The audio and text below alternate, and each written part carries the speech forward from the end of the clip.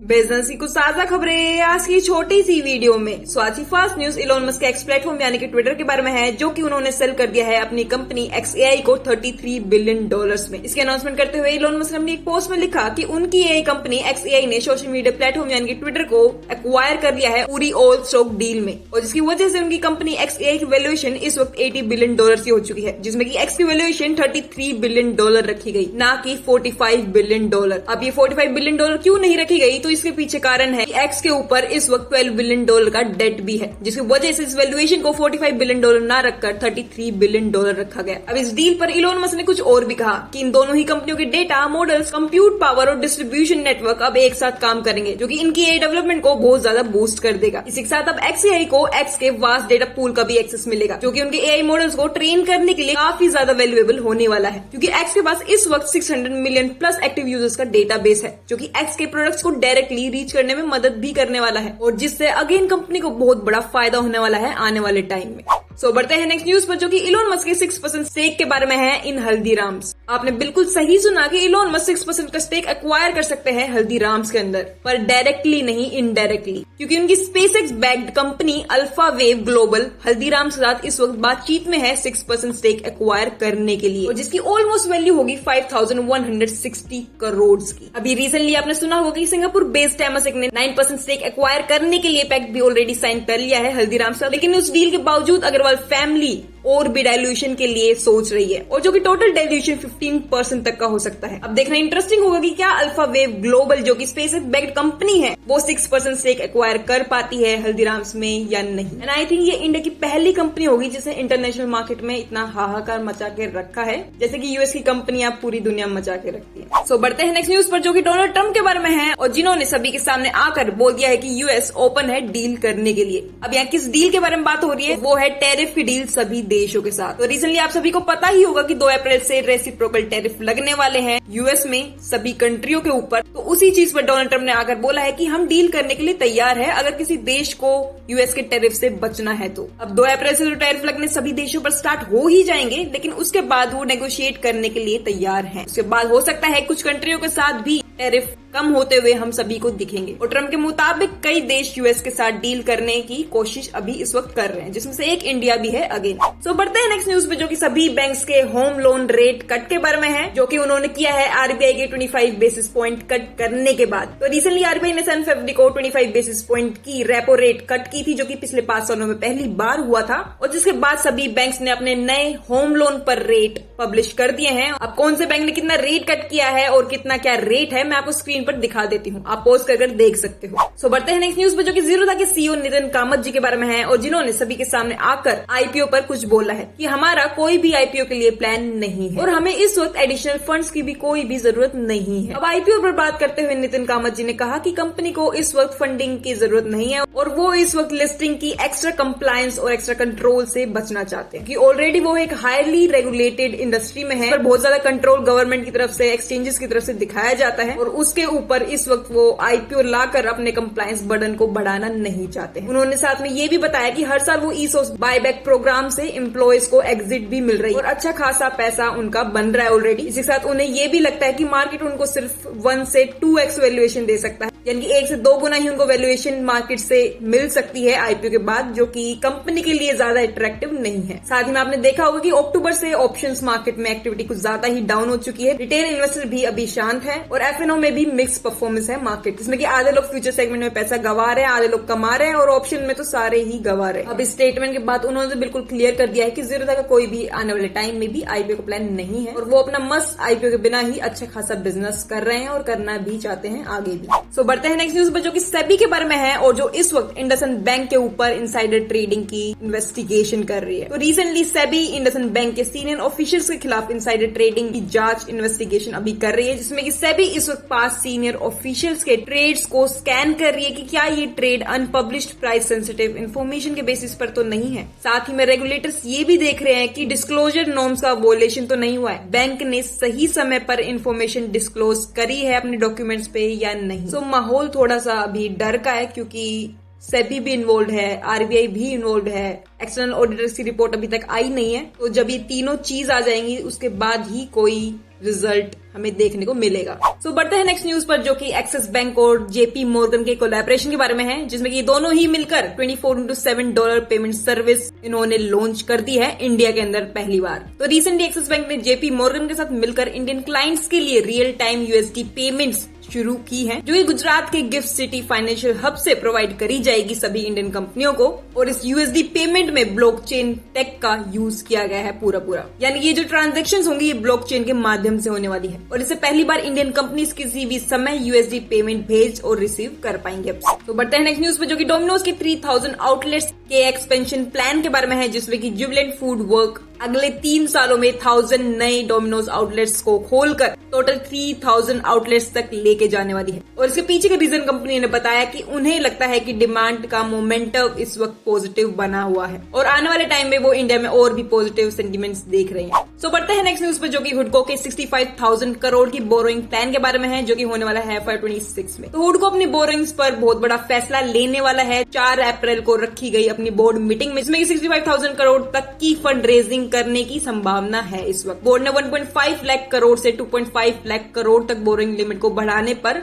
अभी वो लोग विचार कर रहे हैं। और अगर इसी साल की भी बात करी जाए तो हुडको ने अपने FY25 के बोरिंग टारगेट को 40,000 से बढ़ाकर 55,000 कर दिया है, क्योंकि उन्हें इस वक्त अपने बिजनेस में बहुत ज्यादा तेजी दिख रही है। और इस न्यूज के बाद इस स्टॉक में 2% की तेजी भी दिखी गई, लेकिन बाद में वापस से शेयर कूल डाउन हो गया था। साथ ही स्टॉक ने रिकवरी भी दिखाई है पिछले एक महीने में, जिसमें 23% तक का जंप देखा गया, जो कि 3 मार्च के 159 रुपीज पर शेयर के 52 वीक लो के बाद हुआ था। सो बढ़ते हैं नेक्स्ट न्यूज पर, जो कि इंडियन सप्लायर्स के रिश्तों के बारे में है चाइनीज फर्म्स के साथ इंडिया में, और जिसको वो लोग इस वक्त गहरा करना चाहते हैं, क्योंकि गवर्नमेंट ने इंडिकेशन दिए हैं कि वो जल्द ही इलेक्ट्रॉनिक कंपोनेंट मैन्युफैक्चरिंग के लिए 25,000 करोड़ की इंसेंटिव स्कीम अप्रूव करने वाले हैं, जिसके बाद इंडियन ईएमएस फर्म्स यानी कि electronic manufacturing service firms explore कर रही है partnership joint venture with Chinese suppliers, जिसमें कि डिक्सन माइक्रोमैक्स, जर्टवर्क और शर्मा एसजीएस जैसे बड़े प्लेयर्स चाइनीज कंपोनेंट सप्लायर के साथ इस वक्त जॉइंट वेंचर और पार्टनरशिप के लिए एक्सप्लोर कर रहे हैं, क्योंकि उन्हें गवर्नमेंट की तरफ से एक तरीके का ग्रीन सिग्नल मिला है। तो बढ़ते हैं नेक्स्ट न्यूज पे, जो कि यस बैंक के 2,209 करोड़ के अनवांटेड इनकम टैक्स नोटिस के बारे में है। वो अनवांटेड क्यों है, तो इसके पीछे पूरी कहानी है, जो कि मैं आपको शॉर्ट में एक्सप्लेन करती हूँ। तो सबसे पहले केस क्या है कि यस बैंक को इनकम टैक्स डिपार्टमेंट से 2,209 करोड़ का टैक्स डिमांड का नोटिस मिला है, और इसमें बैंक का ये कहना है कि बिना किसी बेस के दिया गया है और वो इसको अपील करेंगे आगे कोर्ट में।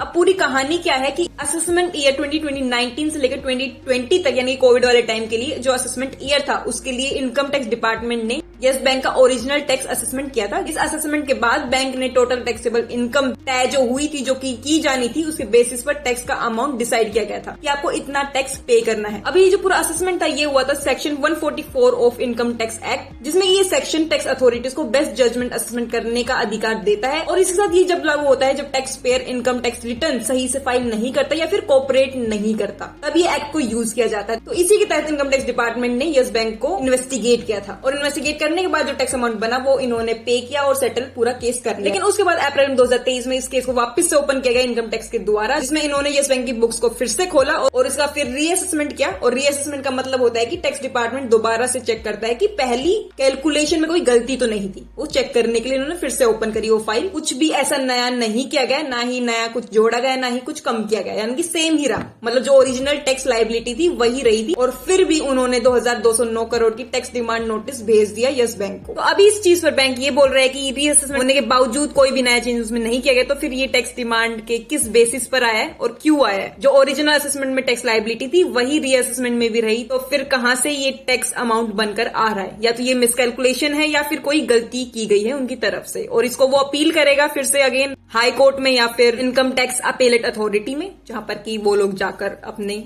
पक्ष को रख सकते हैं। तो चलिए बात करते हैं कुछ ट्रेंडिंग न्यूज के बारे में। आज की फर्स्ट ट्रेंडिंग न्यूज जो है वो भारतीय युवा के बारे में है, जिन पर की एक रिपोर्ट पब्लिश की गई है कि वो सोशल मीडिया पर कितना टाइम स्पेंड करते हैं और घर के कामों पर भी कितना करते हैं। तो उस रिपोर्ट के अकॉर्डिंग रोजाना 2 घंटे जो है हमारा युवा यानी कि यूथ जो है वो सोशल मीडिया पर स्पेंड करता है, जिसमें कि 15 से 29 साल के जो एज ग्रुप है उसमें 84.7% मेल और 71% फीमेल सोशल मीडिया का उपयोग करते हैं, जिसमें कि रोजाना 120 मिनट्स यानी कि 2 घंटे मास मीडिया और सोशल मीडिया मीडिया पर बिताया जाता है। अब इस पूरी रिपोर्ट में घर के कामों पर भी चर्चा की गई है, जिसमें कि महिलाएं यानी कि फीमेल्स रोजाना 5 घंटे घर का काम करती हैं, वहीं पुरुष को देखा जाए तो वो सिर्फ 1.5 घंटा। और अगर एम्प्लॉयमेंट में बात करी जाए तो पुरुष काम करता है 8 घंटे और वहीं महिला देती है सिर्फ 5.5 घंटे। और अगर इस ट्रेंड में एक और इम्पोर्टेंट एरिया को देखा जाए जो कि बहुत ज्यादा खतरनाक लगता है, 6 से 14 साल के बच्चों के बीच सोशल मीडिया बहुत ज्यादा फेमस है। 70% बच्चे जो है वो मास मीडिया का यूज इस वक्त कर रहे हैं, जिसमें कि फीमेल और मेल का जो रेशियो है वो बिल्कुल इक्वल है यूज करने का, जिसमें कि दोनों ही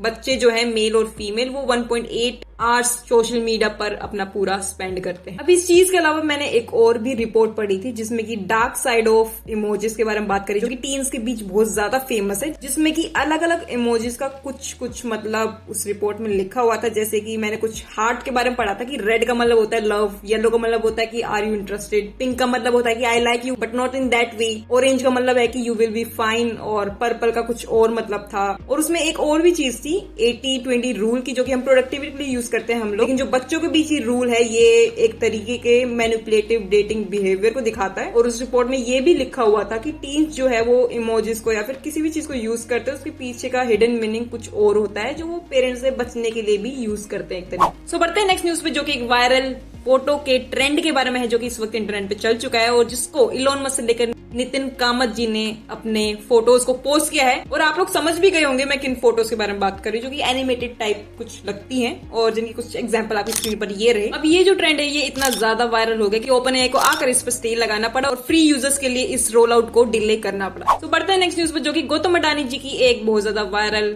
वीडियो के बारे में है। उनकी नहीं, उन्होंने अपने एक एम्प्लॉय की वीडियो को शेयर किया है जो कि ऋषिकेश में बंजी जंपिंग कर रहे हैं और जिसको उन्होंने अपने सोशल मीडिया पेज पर पोस्ट किया और जहां पर उनको बहुत ज्यादा अप्रिशिएट किया जा रहा है इस चीज के। उन्होंने उस वीडियो को साथ में पोस्ट करते हुए ये भी लिखा कि no oats no fear can stop will power. अब इस चीज पर बहुत सारे लोगों ने रिएक्ट किया और कुछ कमेंट्स आपकी स्क्रीन पर ये रहे। इसी के साथ इस सेगमेंट की न्यूज यहीं खत्म होती है। बढ़ते नेक्स्ट सेगमेंट पे, जो कि हमारी इकोनॉमी के सेक्शन के बारे में है, जहां पर की फर्स्ट न्यूज जो है पीएम मोदी जी के बारे में है, जहां पे उन्होंने चिंता व्यक्त की है थाईलैंड के अर्थक्वेक पर, जो कि आपको अभी तक पता भी लग चुकी होगी कि 7.7 मैग्नीट्यूड का भूकंप वहां पर देखने को मिला 12:50 पर, और जिस पर पीएम मोदी जी ने अपनी चिंता व्यक्त की है और कहा है कि भारत हर संभव मदद देने के लिए तैयार है। एमईए के दोनों देशों की सरकार से संपर्क में रहने के निर्देश अभी तक दिए गए हैं। और यहाँ कौन से दो देशों के बारे में बात हो रही है, तो वो है थाईलैंड और म्यांमार। सो बढ़ते हैं नेक्स्ट न्यूज पे, जो कि गर्मी के बारे में है और गर्मी से बढ़ती हुई एसी की डिमांड के बारे में है, जिसमें कि हीट वेव के चलते ब्लू स्टार जो कंपनी है वो 30% तक की सेल्स ग्रोथ को एक्सपेक्ट कर रही है इस वक्त, जिसमें कि छोटी सिटीज में भी उन्हें बहुत ज्यादा डिमांड अभी देखने को मिल रही है। इसके अलावा एसी अब हॉस्पिटल, मॉल्स, रेस्टोरेंट्स में भी आम हो गए हैं, इस वजह से लोग घर में भी एसी को लाना चाहते हैं। इसके अलावा अगर हम एसी के पेनिट्रेशन के बारे में बात करें तो भारत में अभी भी चाइना और थाईलैंड के मुकाबले जो है पेनिट्रेशन भारत में भी इस वक्त कम है, जिसमें कि भारत में 10%, चाइना में 68% है, जिसमें कि थाईलैंड जो है वो 38% पर अभी। इसके अलावा अगर फ्यूचर डिमांड के बारे में बात करी जाए एसीज की, तो 2023 के 93 मिलियन से 2030 तक 240 मिलियन यूनिट सेल करने का भी एस्टिमेशन रखा गया है कंपनियों के द्वारा। और अगर इन एसीज की ट्रांजैक्शन के बारे में बात करी जाए तो 40% एसीज की जो सेल है वो क्रेडिट या फिर बाय नाउ पे लेटर ऑप्शन के थ्रू हो रही है। इसके अलावा एक और बड़ी कंपनी वोल्टस का फोकस भी रूरल एक्सपेंशन पे है, जिसमें कि टियर 2, टियर 3 सिटीज और रिमोट एरियाज में अभी वो लोग अपनी सेल्स को पुश कर रहे हैं। अप्रैल 2024 से लेकर जैन 2025 तक 35% वॉल्यूम ग्रोथ देखने को मिली है, जो कि इंडस्ट्री एवरेज से ज्यादा है। तो चलिए अब बात करते हैं हमारी इस आज की वीडियो के नेक्स्ट सेक्शन के बारे में, जो कि स्टॉक्स का सेक्शन है, जिसमें कि फर्स्ट न्यूज जो है वो हमारे एनएससी के बारे में है, जिसमें कि वो अपने लोट साइजेस को चेंज करने वाला है फॉर डेरिवेटिव। तो एनएससी अप्रैल 25 से डेरिवेटिव लोट साइज को चेंज करने वाला है, और जिसमें लोट साइजेस कुछ इस प्रकार रखे गए हैं कि बैंक निफ्टी के लोट साइज को चेंज कर 30 से 35% कर दिया जाएगा। मिड कैप निफ्टी को 120 से 140 और Nifty 50, Nifty financial services, Nifty next 50 में कोई भी चेंज नहीं होने वाला है। और अगर इनकी इम्प्लीमेंटेशन डिटेल के बारे में बात करी जाए, इसमें न्यू कॉन्ट्रैक्ट्स होंगे जो कि जुलाई 2025 एक्सपायरी ऑनवर्ड्स होंगे, उसमें नए लोट साइजेस को अप्लाई किया जाएगा। और जो एग्जिस्टिंग कॉन्ट्रैक्ट्स हैं अप्रैल में जून 2025 एक्सपायरी के करंट लोट साइज के साथ ही रहेंगे, तो उनमें कोई चेंज नहीं है, वो जुलाई वाले में चेंज होंगे। और अगर क्वार्टरली कॉन्ट्रैक्ट्स के बारे में बात करी जाए तो अप्रैल 25 के बाद नए लोट साइजेस के साथ ये ट्रेड होने वाले हैं। और अगर डे स्प्रेड ऑर्डर बुक के बारे में बात करी जाए तो वहां पर मई जुलाई और जून जुलाई 2025 के कॉन्ट्रैक्ट्स के लिए अवेलेबल नहीं होने वाले हैं। तो बढ़ते हैं नेक्स्ट न्यूज पे, जो कि हमारे फ्यूचर मार्केट के बारे में है, यानी कि दलाल स्ट्रीट नेक्स्ट वीक के बारे में है, जिसमें कि एक रिपोर्ट पब्लिश हुई है कि आपको अगर इन्वेस्टमेंट के लिए देखना है तो इन 10 फैक्टर को देखना चाहिए, और इसका लिंक जो है मैं डिस्क्रिप्शन में जरूर से दूंगी, तो आप वहां जाकर रीड कर सकते हो। साथ ही मैं आपको स्क्रीन पे भी दिखाऊंगी कि आपको किन टॉप 10 ट्रिगर्स को पढ़ना है, देखना है इन्वेस्टमेंट के लिए आने वाले टाइम में। इसके पहले अगर हम बाजार के बारे में बात करें तो वहां पर पॉजिटिव मोड में है और कंसोलिडेशन लाइकली है, क्योंकि निफ्टी 50 और सेंसेक्स ने पिछले हफ्ते में 0.7% का गेन दिया है, पर फिर भी अभी अंडर परफॉर्मिंग है। और FIIs ने कुछ थोड़ा सा सपोर्ट दिखाया है बैंकिंग स्टॉक्स की तरफ, जिसमें कि उनकी तरफ से थोड़ी थोड़ी बाइंग देखने को मिली, पर ज्यादा नहीं, क्योंकि यूएस के टैरिफ का अभी भी कंसर्न टॉप पर है। और अब मेन जिसके बारे में बात करें कि 10 टॉप इंपोर्टेंट ट्रिगर क्या है जो कि आपको नोट करने हैं और आपको ध्यान रखना है, तो उसमें फर्स्ट है यूएस के टैरिफ अपडेट का आपको ख्याल रखना है। उसके अलावा यूएस जॉब डेटा के बारे में ख्याल रखना है, यूएस फेड स्पीच के बारे में ख्याल रखना है, ग्लोबल इकोनॉमिक डेटा को भी पढ़ना है, इंडियन इकोनॉमिक डेटा को भी पढ़ना है, फिर उसके बाद ऑटो सेल्स डेटा को भी पढ़ना है, FII DIS फ्लोस को भी आपको देखना चाहिए, IPO मार्केट स्लोडाउन को भी ध्यान में रखना है। इसके अलावा टेक्निकल व्यू भी इंपॉर्टेंट है, अगेन सबसे ज्यादा इंपॉर्टेंट तो वही चीज है, वो सारे मार्केट के सेंटीमेंट को आराम से दिखा देगा। इसके अलावा FNOQs भी इंपॉर्टेंट है, और ये रिपोर्ट का जो लिंक है वो डिस्क्रिप्शन में गिवन है, या फिर मैं कॉमेंट में पिन कर दूंगी। इसके अलावा बढ़ते ही सेगमेंट की नेक्स्ट न्यूज पे, जो की गेल के बुलिश व्यू के बारे में है, जो की दिया है ICICI सिक्योरिटीज ने, जिसमें टारगेट मिला है इस स्टॉक के लिए 245 रुपीज का। तो गेल को ICICI सिक्योरिटीज ने बाय का रेटिंग दिया है, जो कि इस वक्त 183.04 रुपीज पर ट्रेड कर रहा है। इसके अलावा ICICI सिक्योरिटीज ने भी एक और बुलिश का साइन दिया है, जो कि है HAL, जिसपे कि उन्होंने 5000 तक का टारगेट प्राइस रखा है। सो बढ़ते हैं नेक्स्ट न्यूज पर, जो कि BSE के शेयर के बारे में है, जिसमें कि उसमें 17% तक का उछाल देखने को मिला कुछ टाइम पहले। तो NSE ने मंडे को एक्सपायरी चेंज शिफ्ट करने का प्लान है, उसको डेफर कर दिया, जिसमें कि BSE का शेयर 5494 तक पहुंच गया था। तो लाइकली है कि सेबी की गाइडेंस के बाद NSE जो है वो थर्सडे को ही अपनी वापस एक्सपायरी रखेगा और BSE ट्यूसडे को ही एक्सपायरी अपनी रखेगा। इसके बाद BSE के लिए जो रास्ता है वो साफ दिख रहा है एक तरीके से, क्योंकि अब उसका स्टॉक वापस से अपने ओरिजिनल टारगेट पर धीरे धीरे करके जाने लग रहा है। इसी के साथ आज की बिजनेस न्यूज सिर्फ यहीं तक। आप लोगों का बहुत बहुत धन्यवाद इस वीडियो को आखिरी तक देखने के लिए।